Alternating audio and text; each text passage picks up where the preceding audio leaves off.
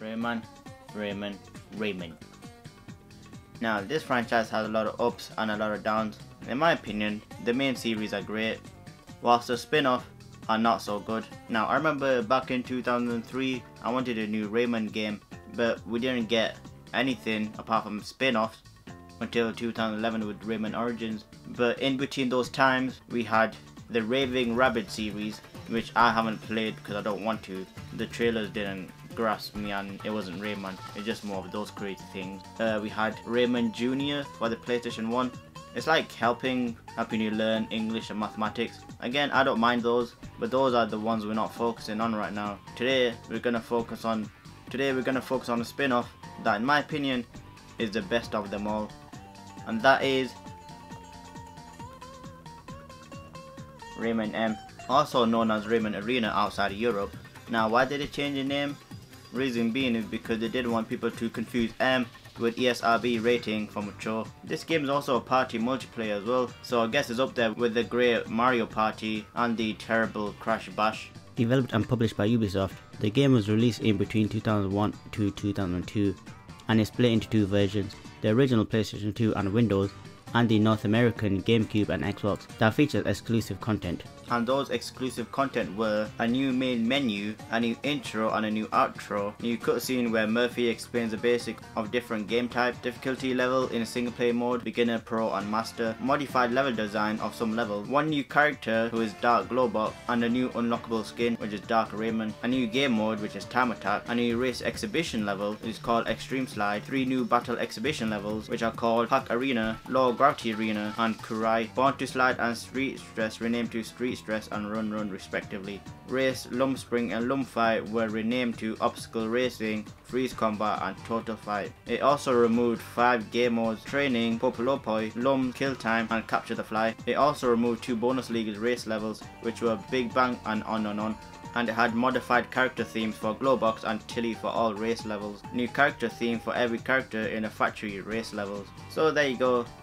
It had a lot, but it also took a lot out as well, so there is no superior in this one. And a remake of Rayman M called Rayman Rush for the PlayStation. What? That makes no sense. This spin-off retains similar elements of Rayman 2, such as level design and gameplay. This game is split into 2 modes which support 4 players. Those are on foot racing and an arena battle royale. Of course I'm going to be focused on the PAL version, the European version. This game has 4 leagues and 1 extra, and those leagues being Beginner, Advanced, Expert and Extreme. And there's another one that is locked called Bonus. In order to unlock all that you have to complete the game 100%. But in order to complete the game 100%, if you want to, you have to look at the roster that you have to play with. In this game there are 8 characters in total. Excuse me while I get my manual. Oh, where is it? No, I can't find it. Rayman, the hero of the franchise that weirdly enough has no limb attachments and has G-strings for hair. And his feet is on backwards, so what's up with that? He's confident and never shies away from a challenge. By the way, Rayman doesn't have a description in the manual. That's oddly strange. He's the main character after all. Glowbox, who is Rayman's best friend, had to overcome his shyness and fear, maybe at therapy, to risk his neck in this competition. While he might appear a bit awkward and clumsy behind the oversized body, lies a certain dexterity and fighting spirit. Razorbeard, who was the final antagonist in Rayman 2, decides to join in the fun. He's always angry, irritable and mean. What he lacks in size, he makes for it in spite, making him a master of shots below the belt, which he likes more than anything else. Henchman 800. A robot pirate life is simple. Be best, waste others, beat them to a pulp if necessary, and have no mercy. He is also a common enemy in Rayman 2 The Great Escape. Teensies. While these discrepant beings are senile to the point of having forgotten who is the leader, they get along just fine when it comes to taking action and winning by whatever means necessary. Now these next 3 characters are hidden unlockables that you earn by either completing a race or doing a certain type of battle. Tilly, a slight, fragile and impish little fairy until the race starts. I don't know why they cut Lee from the game and replaced her with Chili. Like, look here. Look. That's false advertisement right there. Instead of getting a badass fairy, we get a weak and timid one. Razor wife, a more refined and fashionable appearance, sunglasses, dress, etc. thinly veils the same trait as the horrible husband, only worse. Ew, look like Razorbeard is getting some, eh? Oh my god, that's disgusting to visualize. Henchman 1000, an older version of the robot pirate, more distinguished, but with the same values as Henchman 800, win, waste others. To be honest, I don't know if it's a new version or old one. I did my research and some say it's a new one, but make of that as you will. So yeah, we have some favourites and some new characters. But not only that, when you progress further, you unlock costumes, and these costumes are as follow. For Glowbot, you get Strawberry costume, an Apple costume, a awful cosplay of Rayman, and then we move over to Henchman, the 800 version, and he has a costume of, I don't know, Buzz Lightyear, and another costume that is made out of wood instead of metal, hehe. And then we move over to the next character, which is a Teensies. Now as for their costume, is more of a tribal one. As you see, there's different colours and different variations of them. Lastly, we have Henchman 1000, and his costume is basically a Mexican outfit that has a lot of colour variety. Now unfortunately, we have the PlayStation version. As for the North American exclusive Xbox and GameCube, they have basically costume for everyone, but I'm not bothered about it. So instead, let's talk about the music, and my god, the music is so good in this game. Each individual character have their own multiple soundtrack, as my favourite is pretty much all of them. But the one that stands out the most is Henchman 800 theme. It is so good. And there's one more theme that's kind of hilarious, which is Razorwife theme.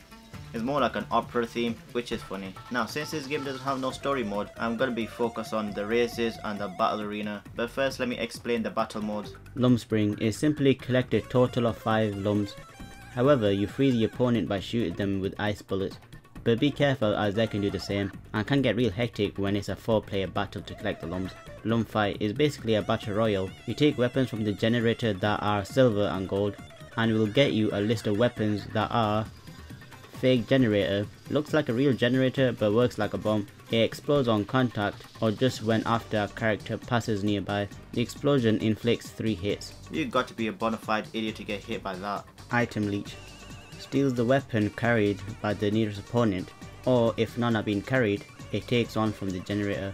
Buzz Rocket, you can take control of this flying weapon. It inflicts 5 hit points upon impact to another player. This weapon spawns in a gold generator and is a high risk, high reward type. Now when you shoot and control the weapon, your character is vulnerable, leaving other players to attack you and kill you. But be careful as you accidentally can kill yourself, and you don't want that. Ultimate Barrier protects against any kind of attack for a certain number of seconds. It also inflicts 1 hit point of damage upon contact. Glue Bomb goes around the target and explodes after 10 seconds, causing 3 hit points to be lost. It can be passed to another player by touching them. This can make the match really intense as you hear the bombs ticking slowly and you're panicking, choosing who to pass it on to, but everyone runs away from you, leaving you to die alone. Also a tip, you better pass it on to the person who threw at you, because if they die they lose a point, and if you pass it on to someone else and they die, they gain a point. So remember that. Rapid Bullets shoots a row of 3 bullets per 3 rounds. This weapon is so OP and satisfying to use. Rubber Bullets can make a direct hit or bounce off the wall, up to 3 bounces. You also use this in Capture the Fly to steal the fly away from the enemies, and in that mode it also refills as time passes. Hound Bullet, after an initial burst, it automatically goes after the target you locked on. Firework Bullet follows a parabolic trajectory and detonates on impact to anyone in range, including yourself, so be careful. Flame Tongue Bullet, it fires a straight path of flames and remains active for some seconds thereafter. Be careful as you can get damaged by the fire. Ice Bullet freezes the target for 1 second.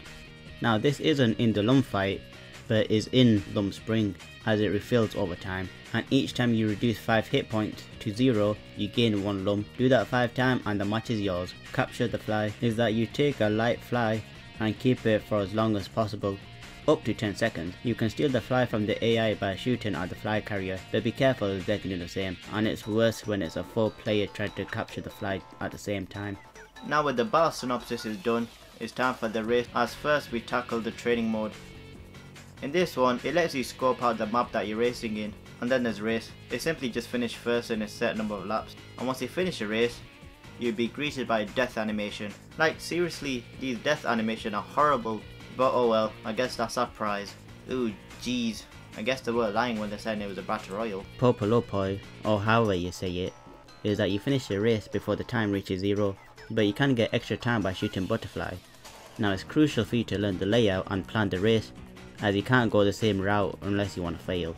Lum race is that you catch a set number of lums before 3 laps and finish in first place in order to win. Now I won't be focusing on these modes as it isn't necessary to unlock the other leagues except for the bonus one. So with that said, let's start the race. First ruin gives you a taste of the race that are about to come, as there are traps to avoid, platform to platform, and different branches to choose from. Nebulous Tower gives you another taste, as this shows a clusterfuck at the beginning of the race, as everyone trying to escape the rising platform as quickly as they can. Also, it can cause a low frame rate as well. The tower can get quite confusing at first, as there are many ways to tackle this. Example being, you could go around the back way and quickly maneuver upwards, or just go the straight path. However, some paths take longer than others. Dark Sewers. Again another, as this is simple but deadly, as the AI can interrupt your flow very easily and screw you over if you're not careful enough. Also, this level has high risk options to choose from. You can choose a simple boost straight forward and avoid moving obstacles, or go the crazy route and zigzag your way through the speed boost, but one mistake and you can fall off, losing time. Some races have different routes and different branches, giving you the quick and easy way or the long and hard way. Now in the beginner battle, I'm just gonna talk about the layout of the stage and my experience with them, and talk about the gameplay as well. Shadow Plains is a nice square arena with 4 small pits and 4 small walls around the edges, making it useful for lum fights and getting you used to the mechanics of the battle, as they can be over in a second, and somewhat can get annoying on Capture the Fly as you shoot them real close. Sometimes it doesn't follow or register the hit. Ugh, you will hear this a lot throughout the battle section. Rise and Shine is an open level with 2 caves with 1 on each side and 1 path at the end of the level, making it perfect for lum spring and Capture the Fly, as you can go around in a circle in the middle of the level and lum fight, as in this you fight 2 more opponents. Just make sure they don't steal your kill, but steal theirs as is more justifiable. Sunset Coast is a pretty looking level, as the layout is basically my half and your half, making it worse for lum spring as it's just luck based. If the lum spawn on the enemy side at the start of the level, the best thing to do is to restart until you're satisfied with the spawn, because it's much quicker, but it's perfect for lum battle as there's a ledge that has a gold generator that can get you an OP weapon. Now you better hope that I don't get the butterfly though. Hehe. I didn't get the butterfly. Now that the beginner league is done, onto the advanced league. Dawn Sand, a beautiful map to race in, very open and not linear or narrow. Also, rock penis became erect in this map. This game is a kids game with an 3+ rating, should be a teens rating. Water Cannon, another beautiful level. The races start with another cluster to get through, with again poor frame rate, and there's boulders to avoid. This race is mostly in the air if you know what you're doing. 1000 Waterfall, another beautiful one. I'm getting a sandy, beachy vibe from these races now that I'm thinking about it. Anyways, this race is mainly avoid the enemies like vines, yellow puke things stuck on a wall, metal bitey things, and electrical traps. There are a ton of them and sometimes hard to see. Also, I found a secret in this level. When you get to a moving platform, you turn left and go straight through the waterfall, and there you see Glowbox chilling, not a care in the world. You stupid son of a... I put on a strawberry costume and humiliated myself for you, and have to race others to the finish line where the prize is death. How can you be so calm about this? Also, Suki Timberwoods. My RNG was ridiculously good in this one. This map is very open in a sense that you can go up and down. Very good critique there. The battle is really fun here, and Capture the Fly was just me going round and round the map. Haunted Yard, a spooky map, nothing new here other than aesthetics. Again, RNG was good here. Actually, I had to restart a couple of times as the lum spawned directly to the enemies, making it easy them to get. You face 2 more in the lum fight, and Capture the Fly was easy, or with my luck I guess. Palm Beach, looks similar to Dawn Sand, yay for creativity. Now this is the only advanced league battle where you face 2 AI in all modes to play. This map has no place where you can hide, it's all open, especially in the lum fight. The lum spring is a little worrying, and Capture the Fly is just pray to whatever you believe in, because you don't need it, it's easy. Okay, now that we're done with advanced league, it's time to move on to the expert league. Now in this race, the map has a theme, which is pirate ship based. Forest Jump, I see what I did there. I really enjoyed this race. It reminded me so much of Rayman 2 The Great Escape. The layout isn't confusing and it's easy to navigate. Zenith Harbor. My goodness, this map is a slippery one. Again, this map is easy to navigate and I enjoyed it. Also, there is a secret path in this level, as you hit a switch to turn off the electric walls and jump through the window. Once you're inside, you find a black wall at the back of the room. You hit it and go through a door. You use speed boost, and once you reach the end you clip through the wall, and there you are at the end of the lap. Treasure ship. This level is unique in a sense that it tries to emulate a ship by swinging side to side. Also, later on the camera shifts from the standard stuff to front to back, as you can't see what's ahead. Also, what the hell's up with the map layout? I lost the first time because I got confused, not because of the map, because I outran the others, but one of them was in the same lap as me and I didn't notice. Now as for the battle, the theme is random as always. Spellbound Forest, another spooky one to play in. It isn't. This map at first, you can get lost as to where to go. For me, it was a case for Lump Spring, but it isn't for Lump Fight. Sometimes the AI can have their own battle at the top of the map while you're at the bottom, waiting for them to come down. Capture the fly. Just go to the bottom where the fly is and find an area where you can go in circles and boom. Done. Lee's Palace. Okay, we don't get Lee, but instead get a map in honor of her. Bruh, just swap places with Tilly. This map is very elegant and high class, but my god, that got to be the fastest lumps ever. Thank you RNG gods.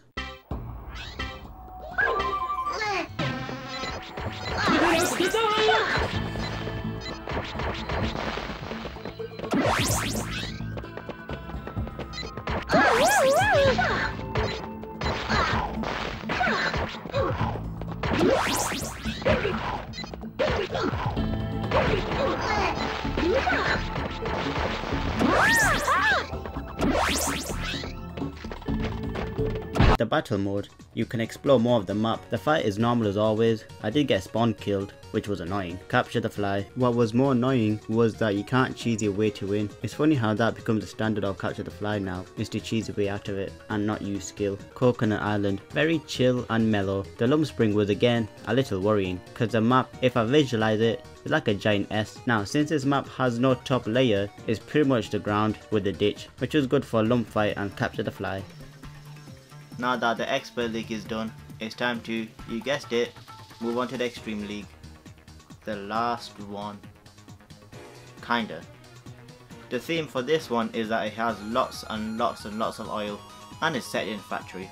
Pipe maze. Well, now that we've seen everything, there isn't much to talk about, but there is a Donkey Kong section in this race, and an electric barrel that creates a force field around them, so that's something. Lava factory. Unfortunately, no lava this one, but it has a lot of jump pads, so get used to jumping a lot, and speed boosts are aplenty. Luckily, even though it's extreme mode, these races have been quite easy to beat. Electric final, that has a lot of electric things in it. For me, it was too difficult to beat it back then as a child. It took a lot of tries. Okay, it wasn't that hard as I remembered, but in this one the AI are on point, especially on the shortcut sliders, as it's difficult to maintain the balance, so you have to avoid the electric gates, which are aplenty, and hope for the best. And that's all races completed in the league. Now it's on to the battle side. Gemstone Temple is a short map that has a lot of chaos. In this map, it's a full 4-player mashup. Now, I thought that Lump Spring was going to be difficult due to more enemies to battle, but honestly, the best thing to do is let them fight each other and steal their prey. Now, as for the lump fight, it was pretty intense as AI will switch between choosing to fight at the bottom or at the top like down track. Also, the camera was a mess here, as I had to adjust it several times and either miss my target or someone stole it. Capture the fly. The amount of time I had the fly stolen from me is unbelievable, as there's no object or walls to hide behind. Wait, let me rephrase that, there's no way to cheese it. Forgotten Dungeon. This map can be confusing when playing the Lump Spring. This stage has no unique elements to it. Also, it shifts back down to 3 players than 4. The lump fight, by the way, is it me or does this stage remind me of Mortal Kombat? Anyways, this time you fight all 4, including yourself of course, and I got stupid lucky here. It's just unbelievable, as I got 2 kills back to back.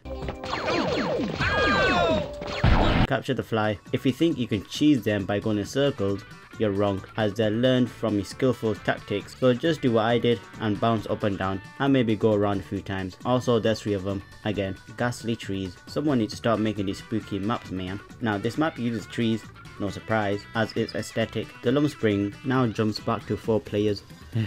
the inconsistency, and this is supposed to be the Extreme League. The look of Lum spawn was aplenty, as I missed one by an inch because of the controls. Lum fight, another intense situation in where I thought I was going to lose. Chasing down AI in the same pattern, it can get really annoying, especially when you shoot and it misses simply because they move sideways. Capture the fly, the final one of the Extreme League. Now let me say thank God I'm not lactose intolerant or suffer from dizziness. Even the AI couldn't catch up or shoot me.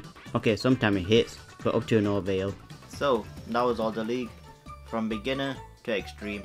However, I did say that there was one more, which is a bonus league, but this bonus league consists of training races, survival races, and on, whatever that is. But it also has one battle mode. I haven't unlocked them all except for one race and the only bonus battle that's in the game, for the PS2 at least. Let's start with the practice one to see what it's all about. So yeah, it's a never ending loop to boredom. Now onto the battle. Buki Towers. Okay, right off the bat I can say that this map is really small. Now the Lum Spring, oh my god, I never raged this much. I've lost countless time to either close calls, poor RNG, terrible camera and lock-on controls. Like seriously, the AI was on point, never missing a shot and always on the move to the next one. I just whatever. Next is Lum Fight. Not much to say here, it's a 1v1, thank god. Imagine if it was a 4-player battle royale, it would be a nightmare. I've lost one match but managed to pull through. Now capture the fly, the most intense part. Will I use skill or will I exploit the game? Well, a bit of both, as I almost lost due to, again, poor lock-on and camera, as I couldn't be bothered following the AI route patterns, but I managed to trick the AI by going in circles around this hut or house thingy. But when the enemy steals the fly away from me, the AI will most likely go inside the hut, giving me enough time to steal it back, as when you do, you have a second of invincibility to get away. And that's my review of Rayman M. The game isn't that difficult, and the AI are special in a sense that they aren't perfect. The scenery is beautiful, gave me lots of nostalgia, especially since they took a lot of element off of Rayman 2, and the character roster is great, except for one that which I'll choose to replace, but that's just me. Now, when the character win from either race or battle, their win animation are either hilarious, cute, true to the character, horrifying, and what the fuck. So in quick fashion, I'm just gonna show it to you.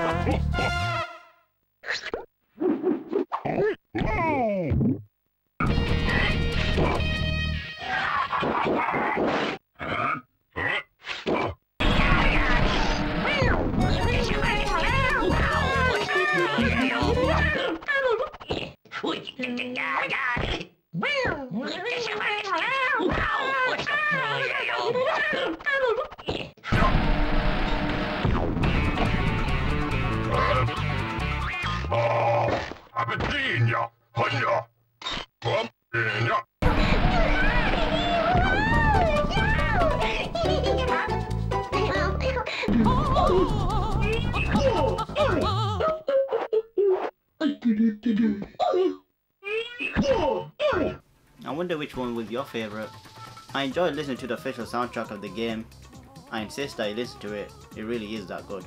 And since through all this rambling, there's one element that I haven't touched on, which is in the title of the game, M, that stands for multiplayer. Now in my experience, multiplayer is good for family and friends. Before I go, let me tell you a story. I was racing with my sister, don't worry, she's terrible, but I was on my third lap, so I waited for her near the line so that when she was close I could go through and boom, win the match. But that didn't happen, as she deceived me into thinking that she was on a second when in fact she was on a third.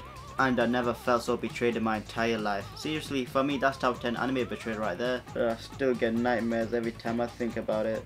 Give me a second guys, it's painful talking about these memories. Anyways, I'm done. Thank you for watching, make sure to like, subscribe, share and all that, and I will see you guys later. Bye.